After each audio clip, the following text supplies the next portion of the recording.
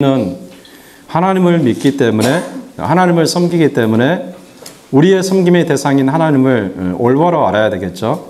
만약에 우리가 하나님을 제대로 알지 못하면은 하나님을 믿고 섬긴다고 하면서도 엉뚱한 신을 섬기게 될 것입니다. 그러면은 결국은 우리가 엉뚱한 곳에 가 있는 것을 나중에 뒤늦게야 깨닫게 되겠죠.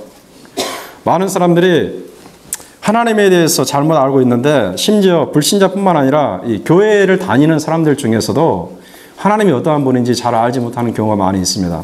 하나님에 대한 그 잘못된 개념이 대표적으로 크게 두 가지로 말할 수가 있는데, 첫 번째는 뭐냐면은 하나님을 잔인한 독재자로만 여기는 사람이 있습니다. 하나님은 잔인한 독재자다. 마치 김일성 같은 또는 마피아 두목 같은 그런 존재로 인식하는 사람이 있습니다. 인간을 향해서 동정심이나 사랑이 전혀 없는 분으로 생각을 합니다. 사람이 잘 되는 것은 안 이뻐서 보지 못하는 신이 바로 하나님이라 이렇게 생각을 합니다. 그 사람들이 터무니없이 그렇게 말하는 것은 아니고요. 구약 성경을 보면은 마치 그와 같은 오해를 불러일으킬 만한 사건들이 묘사가 되어 있습니다. 하나님께서 사울에게 아말렉 족속을 씨를 말리라고 말씀했습니다. 군사들뿐만 아니라 여인네들, 노인들, 아이들까지 다 죽이라고 말씀하셨고, 또 여리고성을 공격할 때도 하나님이 똑같은 명령을 하셨죠. 그리고 여리고성에 있는 물건을 조금 훔쳤다고 그래가지고 아간을 그 가족과 더불어서 돌에 맞아 죽게 하는 그런 일도 있었습니다. 고라 일당이 모세를 대적했다고 해가지고 하나님께 땅을 갈라가지고 땅 아래 그냥 산채로 수장하게 만드신 일이 있는데, 자, 이와 같은 사건들을 그냥 표면적으로만 보면은 그 사람들의 주장이 맞는 것 같아요. 하나님은 정말 잔인한 자가 아니냐. 어떻게 이 세상을 창조한 자가 자기 형상을 따라 만들어진 인간을 그렇게 대우할 수 있느냐, 이렇게 생각할 수가 있습니다. 전후 상황을 잘 살피지 않고 인간의 어떠한 면을 알지 못하고 하나님의 그 속성을 알지 못하게 되면은 하나님에 대한 이와 같은 오해가 쉽게 일어날 수가 있습니다. 하나님을 모르면은 그렇게 되는 거죠.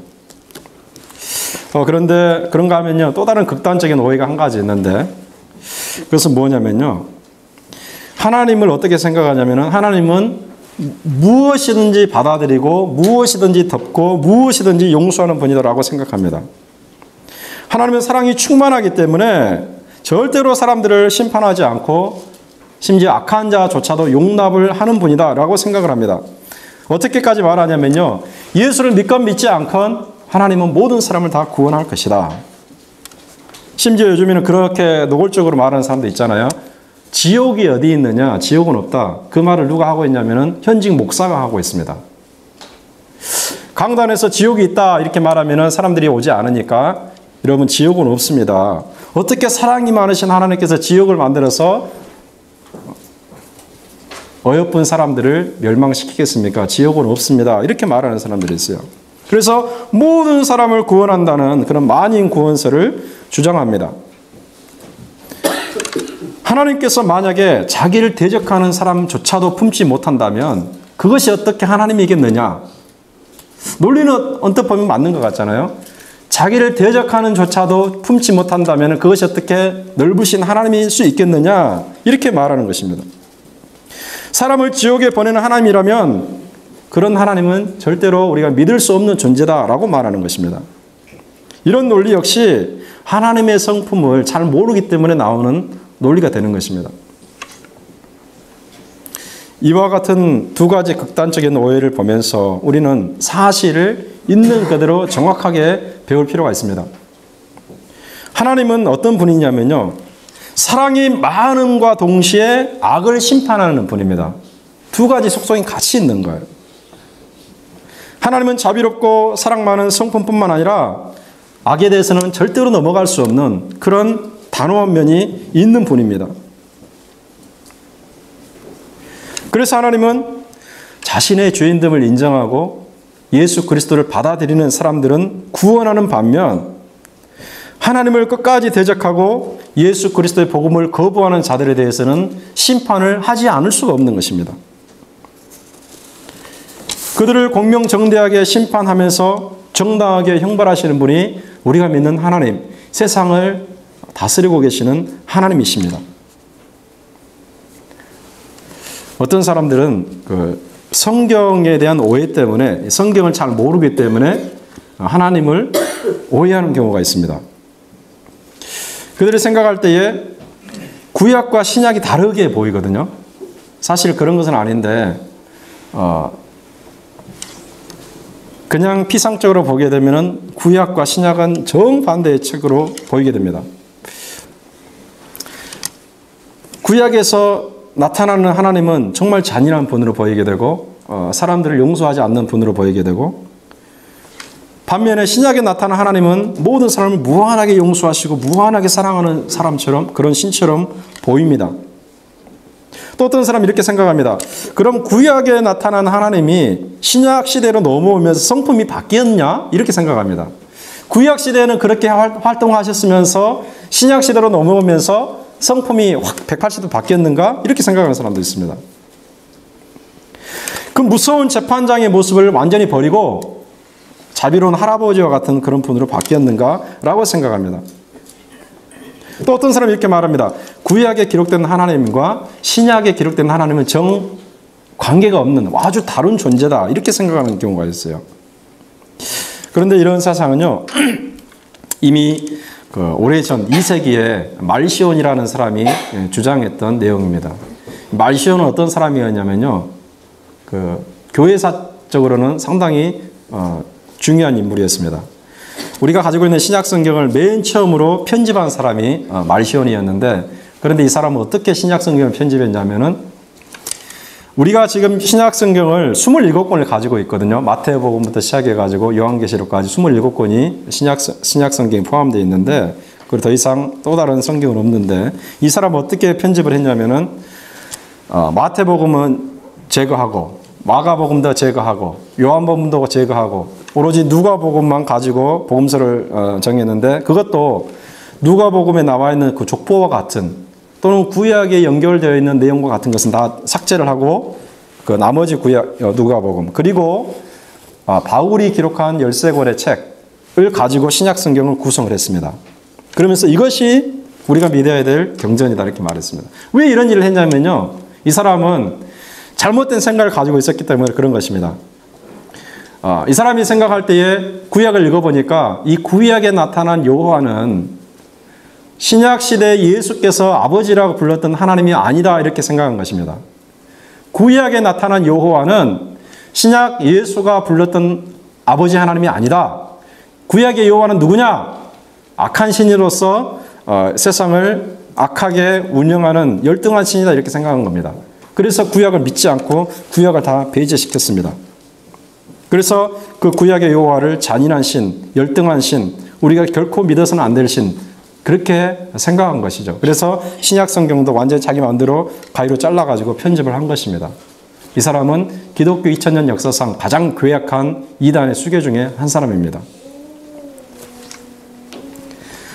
많은 사람들이 그런데 이 사람의 논리를 따라서 예수님은 구약의 여호와를 믿지 않고 또 다른 하나님을 믿었다고 생각하고, 예수님은 지옥과는 전혀 관계없는 말을 했다고 생각을 합니다. 예수님은 오직 사랑의 메시지, 오직 구원의 메시지만 전했다고 생각을 하고, 지옥이나 심판이나 이 무서운 그 하나님의 공의와 같은 내용은 전혀 전하지 않았다고 생각을 합니다. 그러면 진짜로 예수님께서 지옥이나 심판과 같은 메시지를 전하지 않았을까? 우리가 좀 조사를 해봐야 되지 않겠습니까, 여러분? 그냥 무턱대고 막무가내로 그렇게 말할 것이 아니라 진짜로 예수님께서 그렇게 얘기했는지 우리가 조사를 해봐야 될 필요가 있습니다. 자, 지옥이라든지요, 심판이라든지 이러한 표현은요, 신약에서 몇 번 사용됐냐면 90번 사용됐습니다. 90번. 그런데 구약에서는 몇 번을 사용하냐면은 68번을 사용합니다. 신약에서는 90번이 사용되고 구약에서는 68번이 사용됩니다. 그러니까 신약에서 30% 더 많이 사용된 것을 알 수가 있겠죠. 자, 그런데 구약의 분량과 신약의 분량을 비교해 보면 어느 정도 차이가 납니까, 여러분? 구약이 무려 3배가 많습니다. 신약보다 분량으로 치면은. 그러니까 냉정하게 비교를 하면은 신약의 그 사용 빈도가 구약의 사용 빈도에 비해서 4배가 많다는 것을 알 수가 있습니다. 이러면 이해되셨죠? 그래서 신약의 사실은 지옥에 관한 내용이 훨씬 더 많다는 것을 알아야 됩니다. 그리고 더 놀라운 사실은 이 지옥이라는 개념과 말을 사용한 사람 중에서 가장 많은 말을 하는 사람이 누군가? 바울도 아니고 베드로도 아니고 요한도 아니고 바로 우리가 사랑의 현신이라고 믿는 예수 그리스도. 예수님만큼 지옥을 많이 언급하신 분이 없다는 사실을 우리가 알아야 됩니다. 사랑의 화신이라고 일컬어지는 예수님 자신조차도 이렇게 지옥에 대해서 많은 말을 했다는 것을 알 때 우리가 현실이 무엇인지 바로 깨달을 수 있겠죠. 결론적으로 말해서요, 구약의 여호와가 신약의 하나님으로 바뀐 게 아닙니다, 여러분. 여전히 예수님은 구약 시대부터 여호와로 불렸던 그분을 아버지라고 불렀고, 우리 역시 여전히 그 여호와를 우리 하나님으로 믿고 있는 것입니다. 여호와 하나님이 창조부터 심판의 때까지 온 세상을 통치하시고 우리가 믿는 하나님은 그분 한 분뿐입니다. 하나님의 성품이 바뀐 게 아니고 또 구약의 신이 악한 신인 것은 아니고 그 하나님이 동일한 이 사랑과 심판의 양면적인 내용을 가지고 있다는 것을 우리가 알아야 되는 것입니다.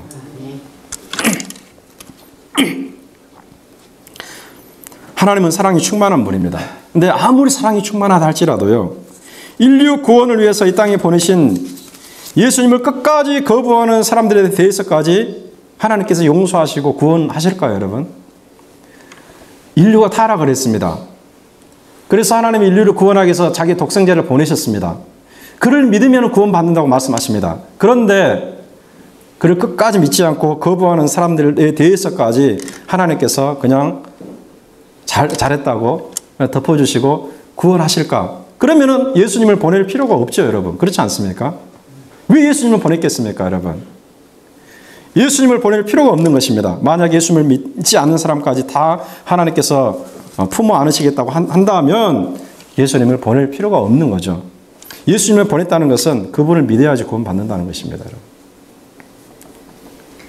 하나님은 모든 사람을 다 이렇게 형벌하십니까? 아니죠. 정확하게 구분하는 것입니다. 하나님 앞에서 자기의 악함이 어떤지를 깨닫고 하나님께서 제시하신 구원자를 받아들이면 그 사람에게는 은혜를 베푸십니다. 약한 사람들 틈바구니에서도, 악한 사람들 틈바구니에서도 예수님에 대한 믿음을 끝까지 견지하는 사람들, 예수님에 대한 믿음으로 경건하게 살아가기를 원하는 사람들, 이 사람에게는 하나님께서 구원의 손길을 내미시겠죠. 반면에 끝까지 거부하는 자들에게서는 구원의 손길을 거두시는, 그 사람에게까지 구원의 손길을 내밀 필요가 없는 거죠. 바로 이것을 가리켜서 하나님의 공의라고 하는 것입니다. 하나님의 공의, 하나님의 정의가 무엇이냐? 바로 이것입니다. 우리가 읽은 이 본문에도 보면은 이 사도 베드로는 하나님이 어떠한 분인지를 바로 이 두 가지 측면에서 정확하게 말을 하고 있습니다. 우리가 4절부터 9절까지 읽었는데 6구절에 나타나는 것은 하나님께서는 불의한 자는, 즉 불경건한 자는 심판하시고 경건한 자는 구원하신다는 메시지를 여기서 얘기를 하고 있습니다. 하나님께서 만약에 죄악을 막지 못하고 죄악이 제 멋대로 활개치도록 내버려 두신다면, 또는 악한 세상을 심판하지 않고 받아들이신다면 그분은 의로우신 하나님이라, 주권을 가지고 있는 하나님이라 우리가 말할 수가 없습니다. 죄에 대해서 아무런 대응도 하지 못하는 무능한 하나님을 누가 믿겠습니까, 여러분? 여러분 생각을 해보세요. 우리가 우리의 삶의 모습을 가지고 그 내용을 알 수가 있습니다. 막강한 권력을 부여받은 재판관이 있다고 생각을 해보세요. 국가에서 막강한 권력을 부여받은 재판관이 있는데 그 재판관이 악한 자들을 함부로 심판하지 못하고 그냥 깡패들이 활개치도록 그냥 두고만 본다면 그 재판관을 누가 막강한 권력을 부여받은 재판관이라고 말할 수가 있겠습니까? 그리고 그 재판관을 누가 믿어서 그 사람에게 고소사건을 가지고 나가서 호소할 수가 있겠습니까? 안 되겠죠. 우리 하나님이 어떤 분인지 우리가 잘 알아야 됩니다. 하나님께서 그와 같은 자를 심판하신다면은 반면에 끝까지 주님을 믿는 경건한 자들에 대해서는 구원의 손길을 내미시는 분인데, 오늘 우리가 이 내용을 본문을 통해서 다시 한번 살펴보기를 원하는데, 하나님께서는 세상을 심판할 때에 그 심판받는 대상이 여기에 세 그룹으로 나타납니다. 첫 번째는 뭐냐면, 여러분 4절을 보시면 이렇게 되어 있습니다. 4절에 보니까 이렇게 되어 있습니다. 하나님이 범죄한 천사들을 용서하지 아니하시고 지옥에 던져 어두운 구덩이에 두어 심판 때까지 지키게 하셨으며 라고 되어 있습니다. 여기에 보면은 하나님의 심판을 받는 대상은 누구냐면요, 범죄한 천사들입니다. 범죄한 천사들. 누구인가 도대체? 루시퍼와 그 루시퍼를 따르는 세력들입니다. 원래 하나님께서 세상을 창조할 때 악한 마귀를 창조하시고 선한 천사를 창조한 게 아닙니다. 하나님은요, 창세기 1장에서 우리가 알 수 있듯이 모든 세상을 선하게 창조하셨어요. 모든 것을 선하게 창조하시고 보기에 좋았더라라고 선언하셨습니다. 하나님은 천사를 창조하셨는데 그 중에 일부가 하나님에 대해서 대적을 하고 그 중에 일부가 하나님의 세력과 싸우는 존재로 바뀌게 됩니다. 원래 이 루시퍼라는 존재는 어떤 직임을 받았냐면은 하나님을 찬양하는 아주 고귀한 직분을 받았어요. 그런데 그가 너무 자기 자신에 대해서 도취하다 보니까 하나님을 대적하는 자로 바뀌고 맙니다. 그 스카펙이라고 하는 사람이 거짓의 사람들이라는 책을 썼는데, 여러분들 혹시 기회 되시면 한번 읽어보시기 바랍니다. 너무 저는 흥미로워가지고 아주 단기간에 읽은 적이 있었는데, 그 스카펙이 이 거짓의 사람들에서 일관되게 하는 얘기가 뭐냐면요, 이런 얘기들입니다. 자, 참고로 그 사람 어떤 사람이냐면은 그 미국에서 임상 심리학자로 아주 유명한 의사입니다. 그 사람이 직접 자기에게 찾아온 그런 사람들을 이렇게 관찰하면서 그 사람들의 특성을 이렇게 책에다 쓴 것이 바로 거짓의 사람들인데, 거기에서 스카펙이 하는 얘기가 뭐냐면은 지금 제가 얘기하려고 하는 것과 똑같습니다. 자, 루시퍼라는 천사는 자기가 너무나 귀한 직분을 받아가지고 자기 자신이 뛰어나다고 생각했어요. 자기보다 더 뛰어난 존재가 없다고 생각을 했어요. 그래서 자기에 대한 사랑, 자아 도취에 빠져가지고 하나님을 대적했는데, 이 거짓의 사람들은 어떤 특징을 가지고 있는가? 자기 자신을 세상에서 가장 아름답게 생각합니다. 자아 도취에 빠집니다. 나르시시즘이라고 여러분 들어보셨죠? 자아 도취에 빠져가지고 자기가 하는 모든 것이 옳다고 생각합니다. 그런데 그것을 뒤에서 누가 조종하는가? 악한 사탄이 조종한다. 이렇게 스카펙은 얘기를 합니다. 악한 사단이 사람의 마음속에 어떤 마음을 불러일으키는가? 네 자신이 하나님이다. 쉽게 말하면 그런 거예요. 네 자신이 하나님이다. 네가 하나님의 명령에 굴복할 필요 없다. 네 자신을 섬겨라. 네 자신을 영화롭게 해라. 네가 하는 얘기는 다 옳다. 이렇게 해서 나르시시즘에 빠지게 만들고 그것이 악의 출발점이 되어서 주변 사람들에게 악을 행하는 그런 일로 나타난다고 스카펙은 얘기를 합니다. 루시퍼가 바로 그와 같은 존재였습니다. 하나님과 겨루어서 이길 수 있다고 생각을 한 거예요. 그는 알지 못한 거죠. 그는 하나님의 피조물인 것을 알지 못한 거죠. 너무나 많은 영광이 그에게 주어지니까 그때부터 생각이 바뀌게 되고 그때부터 하나님을 대적하는, 그래서 결국은 타락한 천사라는 명칭을 받게 됩니다. 범죄한 천사라는 명칭을 받게 됩니다. 하나님께서 그냥 가만두시겠습니까? 미가엘 천사를 통해서 루시퍼를 사로잡게 되고 지옥 어두운 구덩이에 가두게 되는, 그래서 심판날까지 지금 기다리고 있는 것을 우리가 요한계시록을 통해서 볼 수가 있습니다. 하나님은 자기의 자리를 넘보는 그런 자들을 심판하신다는 거죠. 이 사실을 베드로가 얘기를 하고 있습니다. 두 번째로는요, 5절에 보면은 어떤 내용이냐면, 우리가 5절에 보면은 옛 세상을 용서하지 아니하시고 오직 의를 전파하는 노아와 그 7 식구를 보존하시고 경건하지 아니한 자들의 세상에 홍수를 내리셨다라고 되어 있습니다. 자, 노아 시대의 사람들을 홍수로 멸망시키신 하나님을 얘기하고 있습니다. 그 사람들의 어떤 면모가 불의한 모습이었는가? 여기서 불의한 사람이라고 그랬는데, 창세기 6장에 우리가 그 답을 발견할 수 있는데요. 악으로 충만했다고 기록이 됩니다. 그 당시에 사람들이 악으로 충만했습니다. 심지어 계획하고 생각하는 모든 것이 악했다고 되어 있습니다. 계획하고 생각하는 모든 것이 악했다. 마태복음에서 예수님께서는 어떻게 말씀하시냐면 이 사람들이 그 당시에 먹고 마시고 시집가고 장가가고 집을 사고 파는 일에 몰두해 있었다고 말합니다. 먹고 마시고 시집가고 장가가고 집을 사고 파는 행위에 몰두해 있으면서 하나님이 심판하는 것을 깨닫지 못했다고 되어 있습니다. 그것 자체가 왜 죄일까? 거기에 빠지다 보면은 하나님을 생각할 시간이 없거든요. 그렇지 않아요?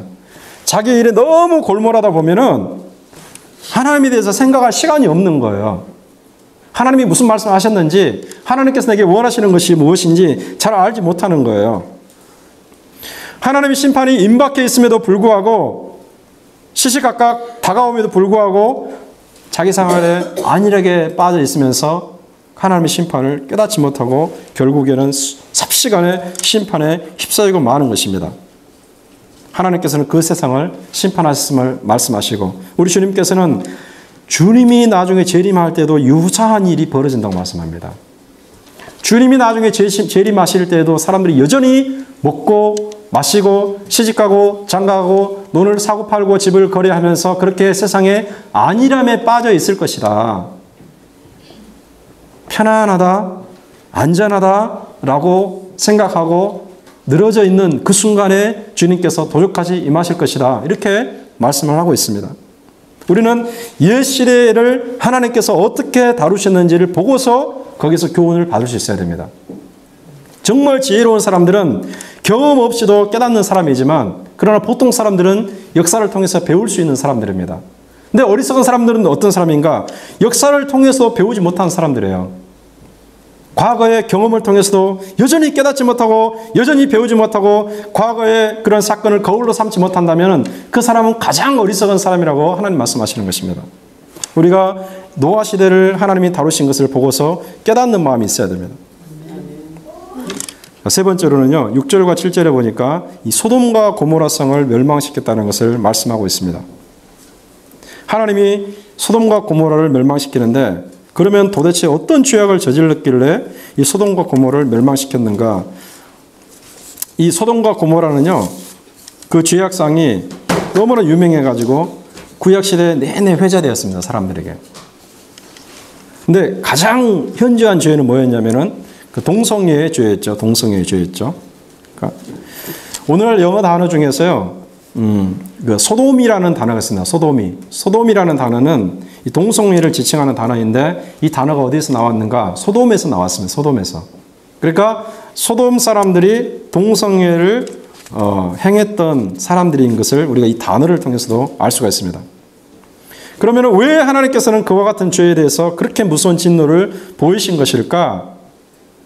어떻게 해서 하나님은 그 동성애를 그렇게 무섭게 심판하신 것일까?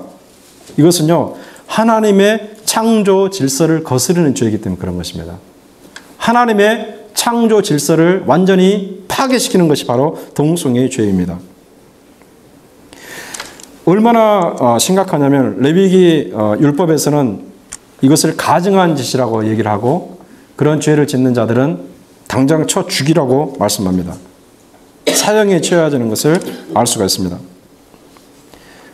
오늘날 이 동성애를 해석할 때에 많은 사람들이 잘못된 그 잣대를 가져다 댑니다. 마치 생리적인 현상이니까 그런 타고나면서부터 어쩔 수 없는 성향이니까 우리가 받아들여야 된다. 이렇게 설명하는 사람들이 있어요. 호르몬이 너무나 과도하게 분비되어 가지고 그런 자기로서는 어쩔 수 없는 일이니까 그 사람을 받아들여야 된다. 그걸 죄악으로 여기서는 안 된다라고 말하는 것입니다.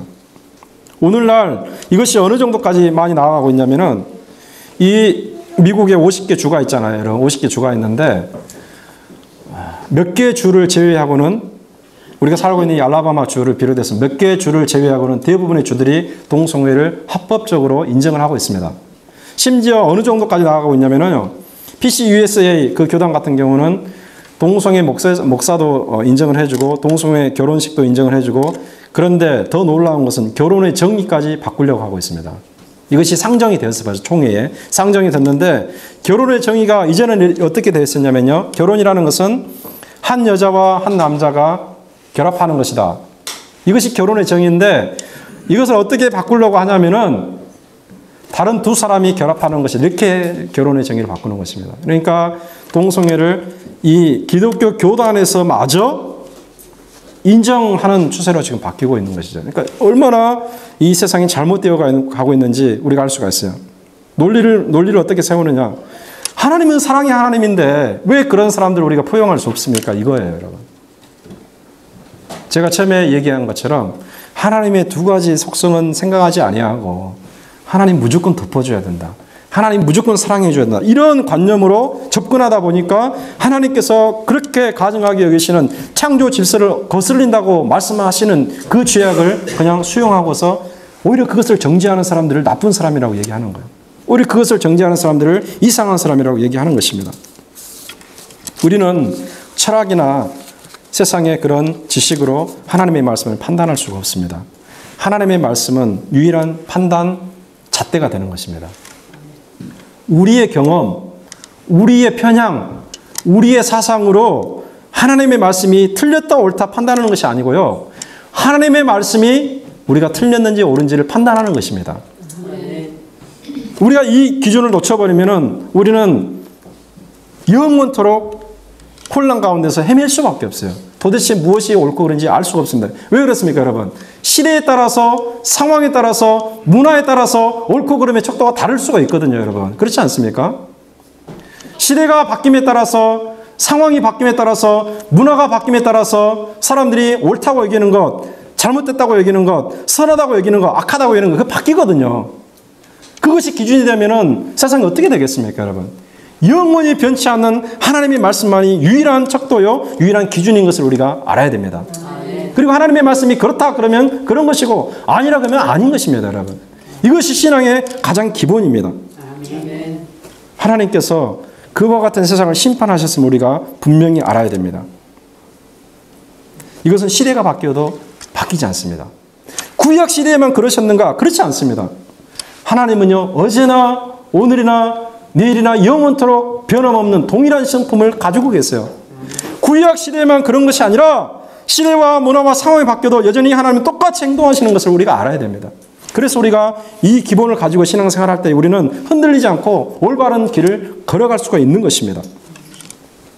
자, 이렇게 하나님이 불경건한 자들, 불의한 자들을 심판하시는데 그런 가운데서 하나님께서는 구원의 손길을 내미시는 것을 우리가 보게 되는데 그것이 어떻게 나타나는가? 여기에 보면은 소돔과 고모라 성을 멸망시킬 때에 하나님께서 어떤 사람을 건졌는지 우리가 보면 알 수가 있습니다. 자, 7절을 보시기 바랍니다. 이렇게 되어 있습니다. 무법한 자들의 음란한 행실로 말미암아 고통 당하는 의로운 롯을 건지셨으니 이는 이 의인이 그들 중에 거하여 날마다 저 불법한 행실을 보고 들으므로 그 의로운 심령이 상함이라 라고 되어 있습니다. 하나님께서는 소돔을 멸망시키는 중에 롯을 건져내셨습니다. 왜 롯을 건져내셨는가? 이 사람이 의로운 롯이라 기록이 되어 있죠. 그리고 이 사람이 그 불법한 행실을 보고 들으므로 의로운 심령을 상하고 있었다 이렇게 되어 있죠. 롯은 죄악에 동참하는 자가 아니었습니다. 그냥 죄악의 물결에 휩쓸리는 자가 아니었습니다. 그 죄악을 보고 들었어요. 왜? 그 가운데 살았기 때문에. 롯은 따로 떨어져 살지 않았잖아요. 같은 울타리 안에서 그 한복판에 살았잖아요. 그것을 보면서 롯은 매일같이 하나님 앞에서 가슴을 치면서 울었다는 것을 이 본문을 통해서 우리가 알 수 있는 것입니다. 하나님께서는 오늘날에도 그와 같은 사람을 찾고 있다는 것을 알아야 됩니다. 우리가 이 세상을 떠나 살 수가 없어요, 여러분. 우리가 수도원 생활을 할 수 없잖아요. 산속에 들어가서 절을 만들어 놓고 살 수가 없잖아요. 우리는 교육을 시켜야 되고, 우리는 사업을 해야 되고, 우리는 배워야 되고, 우리는 사회관계를 맺어야 됩니다. 그러므로 우리는 이 세상에 살아갈 수밖에 없는 존재입니다. 하나님께서 우리를 데려가지 않습니다. 여전히 놓아두시고 살게 하십니다. 그러나 우리에게 뭘 기대하시는가? 바로 롯과 같은 자세를 기대한다는 사실이죠. 그 악한 행실을 보고 들으므로 의로운 심령을 상했던 그런 사람에 대해서 하나님께서는 은혜를 베푸신다는 것을 알 수가 있습니다. 여러분, 에스겔서를 보면은 이렇게 같이 한번 읽어봅시다. 시작. 너는 예루살렘 성읍 중에 순행하여 그 가운데서 행하는 모든 가증한 일로 인하여 탄식하며 우는 자의 이마에 펴라 하시고 나의 듣는데 또 그 남은 자에게 이르시되 너희는 그 뒤를 쫓아 성읍 중에 순행하여 아껴 보지도 말며 긍휼을 베풀지도 말고 쳐서 늙은 자와 젊은 자와 처녀와 어린아이와 부녀를 다 죽이되 이마에 표 있는 자에게는 가까이 말라. 아멘. 여러분, 제가 이 줄 그어놓은 구절을 다시 한번 자세히 보시기 바랍니다. 어떤 말씀이냐면요, 하나님께서 이 예루살렘 성읍을 심판하신다고 하는데 그 가운데 행하는 모든 가증한 일, 우상을 숭배하고 성적으로 타락하고 사회적으로 악을 행하고 이 모든 악한 일을 말합니다. 그 가증한 일로 인하여 탄식하며 우는 자의 이마에 표하라고 그랬어요.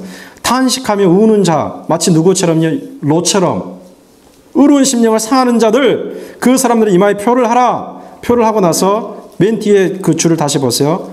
다 죽이되 이마에 표 있는 자에게는 가까이 하지 말라라고 말씀합니다. 마치 롯을 생각하면서 하시는 말씀 같지 않습니까, 여러분? 이 시대는요, 예루살렘이 멸망하는 시대입니다. 하나님께서는 예루살렘이 멸망하는 시대에 에스겔에게 주시는 말씀인데 마치 소돔과 고모라 성에서 그 악한 행실을 보고 들음으로 의로운 심령을 상했던 롯과 같은 그런 마음을 가지고 우는 자들에게 이마에 표를 하라고 그럽니다. 하나님을 알 수 있도록. 그리고 다 죽이되 그 사람에게만 가까이 하지 말라. 이마에 표 있는 사람에 가까이 하지 말라는 거예요. 하나님께서는 심판 중에도 구원을 베푸는 분임을 우리가 알 수 있습니다. 하나님은 멸망 중에도 건져내시는 분임을 우리가 알 수가 있습니다. 누구를? 하나님을 진실로 믿는 사람을 말합니다. 하나님을 진실로 믿기 때문에 그렇게 나타나는 거잖아요, 여러분. 롯이 괜히 의로운 심령을 상했겠습니까, 여러분? 그는 하나님을 믿는 사람이었어요. 하나님을 믿기 때문에 하나님의 방식과는 정반대로 흘러가는 세상을 보고 들으면서 가슴이 아팠던 사람입니다. 그러니까 롯이 그 가운데서 건짐을 받는 것이 아니겠습니까? 우리는요, 하나님의 성품을 받은 사람들입니다. 왜 그러한가? 예수님을 구주와 주님으로 받아들이면 그 사람 안에는 새로운 생명이 싹트게 됩니다. 그것을 가리켜서 거듭남이라고 그래요, 여러분. 거듭남은 두 번째 난다는 말이잖아요. 중생, 거듭남, 새롭게 난다, 두 번째 난다, 그 말이잖아요. 그러니까 새로운 생명이 있다. 그 말은 뭐를 뜻하는가? 하나님을 사모한다는 것입니다. 하나님을 사모하고 하나님이 원하는 것을 원하는 사람으로 바뀌는 것입니다, 여러분. 하나님이 싫어하는 것을 싫어하는 사람으로 바뀌는 거예요. 그렇기 때문에 롯과 같은 마음이 들 수밖에 없는 것입니다. 즉 롯은 구원받은 사람이었고 바로 그 롯을 하나님께서 멸망 중에서 건져낸 것이었습니다. 오늘날 하나님께서 이 세상을 심판한다 할지라도 롯처럼 하나님을 열망하고 하나님이 원하는 것을 원하는 그런 사람들은 멸망 중에서 건져내시는 것을 우리가 알아야 됩니다. 두 번째로 하나님께서 건져내신 사람을 어떻게 표현하는가? 5절의 말씀처럼 표현합니다. 5절에서 어떻게 말합니까? 다시 여러분 5절 보시기 바랍니다. 옛 세상을 용서하지 아니하시고 오직 의를 전파하는 노아와 그 7 식구를 보존하시고, 이렇게 되어 있습니다. 오직 의를 전파하는 노아와 그 7 식구를 보존하시고 라고 되어 있습니다. 노아 시대 사람들은 완전히 타락을 했어요. 그런데 어떻게 해서 노아가 구원을 받았는가? 의를 전파하는 사람을 살았다고 그러는데 히브리서에는 또 이것을 이렇게 해석합니다. 우리 같이 한번 읽어보겠습니다. 시작. 믿음으로 노아는 아직 보지 못하는 일에 경고하심을 받아 경외함으로 방주를 예비하여 그 집을 구원하였으니 이로 말미암아 세상을 정죄하고 믿음을 쫓는 의의 후사가 되었느니라. 아멘. 노아는요, 일찍이 하나님으로부터 이 세상이 멸망당할 것이라는 메시지를 들었어요. 경고를 들었습니다. 그리고 사람들을 구원하도록 하나님께서 거대한 배를 지으라는 말씀도 들었어요. 그러나 당시 많은 사람들이 그런 노아를 보고서 바보다, 어리석다라고 조롱했습니다. 비 한 방울 내리지 않는 이 세상에 무슨 홍수가 있겠느냐라고 말하면서 심판은 결코 발생하지 않을 것이다 라고 그 사람들은 단정했어요. 그러나 노아는 흔들리지 않았죠. 하나님의 말씀이 실현될 것을 믿고 묵묵히 배를 지었습니다. 그리고 배를 지을 뿐만 아니라 틈나는 대로 노아는 뭘 했냐면요, 사람들에게 가서 얘기했어요. 하나님이 심판하실 것입니다. 비가 내릴 것입니다. 회개하고 돌아오십시오. 계속해서 전파를 했습니다. 거듭거듭 촉구를 했어요. 그러나 사람들은 듣지 않았죠. 바로 이와 같은 내용을 가리켜서 의를 전파한 노아를 말하는 것입니다. 배를 지으면서 하나님의 심판을 믿지 않는 사람들에게 다가가서 그 사람들을 모아놓고 내가 하나님께 들었습니다. 하나님 심판하실 것입니다. 제발 회개하고 돌아오십시오. 계속해서 선포하고 계속해서 말을 했어요. 바로 이런 노아를 가리켜서 의를 전파하는 노아다. 그리고 하나님께서는 그를 건져냈다라고 말씀하는 것입니다. 죄악된 세상 가운데서요, 하나님을 진심으로 경외하는 사람들은 그렇게 많지 않습니다. 사실 적습니다. 노아 시대에 절대 다수가 불경건했잖아요. 그리고 소돔과 고모를 보세요. 수많은 사람들이 롯을 제외하고는 다 악한 길로 빠졌잖아요.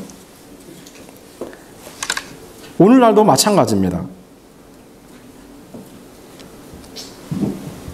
우리가 가지고 있는 그 신앙을 다른 사람들이 거부하고 그것을 고리타분한 것이라 말할 수가 있습니다. 그렇다고 해서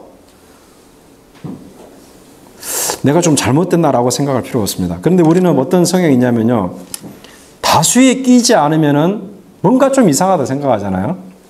우리가 OX 문제도 이렇게 우리가 놀러 갈 때 하잖아요. 그런데 많은 사람들이 가는 곳에 가려고 하는 그런 성향이 있습니다. 우리는 뭔가 내가 사람이 적게 서 있으면 내가 내 답이 틀렸나라고 생각할 수가 있습니다. 그래서 답이 맞다고 생각하면서도 또 자리를 바꾸는 사람도 있잖아요.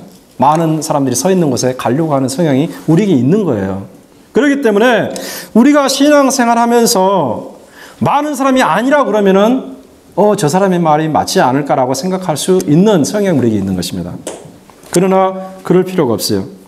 진리는요, 숫자와 관계없습니다. 네. 숫자가 많다고 해서 그것이 진리일 수는 없는 것입니다. 우리 예수님께서는요, 우리에게 이렇게 말씀하십니다. 우리 같이 한번 읽어보겠습니다. 시작. 좁은 문으로 들어가라. 멸망으로 인도하는 문은 크고 그 길이 넓어 그리로 들어가는 자가 많고 생명으로 인도하는 문은 좁고 길이 협착하여 찾는 이가 적음이니라. 아멘. 예수님께서 말씀하시잖아요. 어떤 길을 택해야 되는가? 좁은 문으로 들어가라고 하십니다. 그런데 많은 사람들이 어디로 가냐면 멸망길로 가고 있어요. 그 길이 왜? 넓으니까 그 길로 가고 있습니다. 이것은요, 비단 세상 사람들이 멸망길로 가고 교회 다니는 사람들이 좁은 길로 간다는 말이 아닙니다. 예수님께서 하시는 말씀은 유대인들에게 하시는 말씀이었고 교회를 다닌다고 하는 그런 사람들에게 하시는 그런 말씀으로 우리가 생각을 해야 됩니다. 교회를 다니면서도 넓은 길을 찾는 사람이 있다는 거죠. 그러면 그 사람은 걸어갈 때는 편안하고 또 마음의 위로를 받을 수 있겠지만은 그러나 마지막에 가서는 낭떠러지 절벽을 피할 수가 없는 것입니다. 우리가 신앙의 지조를 지킬 때에 많은 사람들이 그것을 비웃을 수가 있어요. 그러나 우리는 신앙의 주체성을 가지고 살아야 됩니다. 여러분, 고집을 아무 데나 부리면 안 됩니다. 그러나 우리는 고집을 부려야 될 장소가 있어요. 고집을 부려야 될 요소가 있습니다. 그것이 무엇인가? 우리가 믿는 이 기독교 신앙입니다. 네. 우리가 다른 것에 대해서는 다 타협할 수 있을지라도 이 기독교 신앙에 있어서만큼 타협해서는 안 돼요. 우리가 믿는 이 신앙의 길을 포기해서는 안 됩니다.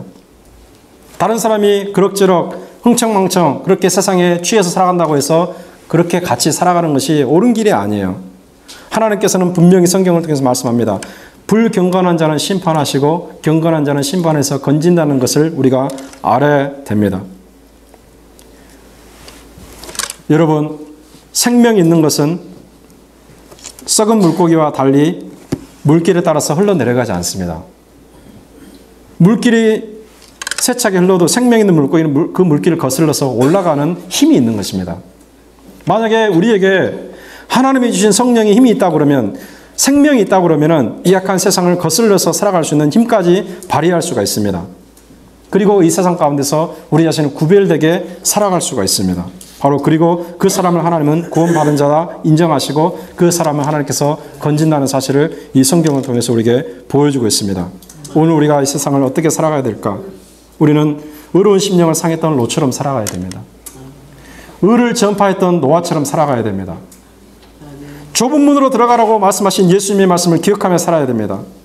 비록 이 길이 협착하고 좁다 할지라도 그걸 불편하게 생각하지 말고 이 길만이 생명길이다. 이런 고집스럽게 이 길을 걸어가야 됩니다.